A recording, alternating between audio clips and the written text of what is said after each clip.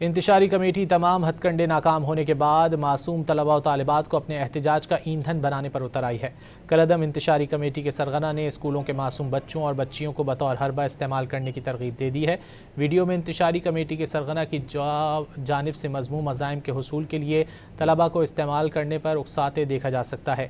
انتشاری committee کے سرغنہ نے اشتعال انگیز بیان میں کہا کہ 13 جولائی کو احتجاجی مظاہرے میں ہم اپنے بچوں کو اسکولوں کی یونیفارم اور بیگز کے ساتھ لے کر نکلیں گے۔ احتجاجی مظاہرے میں شرکت کرنے والے طلباء و طالبات کے ہاتھوں میں کتابیں اور بینرز ہوں گے۔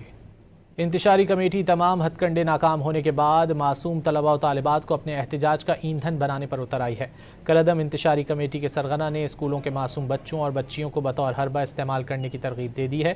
ویڈیو میں انتشاری کمیٹی کے سرغنہ کی جانب سے مذموم عزائم کے حصول کے لیے طلباء کو استعمال کرنے پر اکساتے دیکھا جا سکتا ہے۔ انتشاری کمیٹی کے سرغنہ نے اشتعال انگیز بیان میں کہا کہ 13 جولائی کو احتجاجی مظاہرے میں ہم اپنے بچوں کو اسکولوں کی یونیفارم اور بیگز کے ساتھ لے کر نکلیں گے۔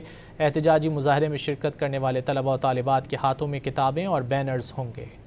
انتشاری کمیٹی تمام ہتھ کنڈے ناکام ہونے کے بعد معصوم طلباء و طالبات کو اپنے احتجاج کا ایندھن بنانے پر اتر آئی ہے۔ کالعدم انتشاری کمیٹی کے سرغنہ نے اسکولوں کے معصوم بچوں اور بچیوں کو بطور حربہ استعمال کرنے کی ترغیب دے دی ہے۔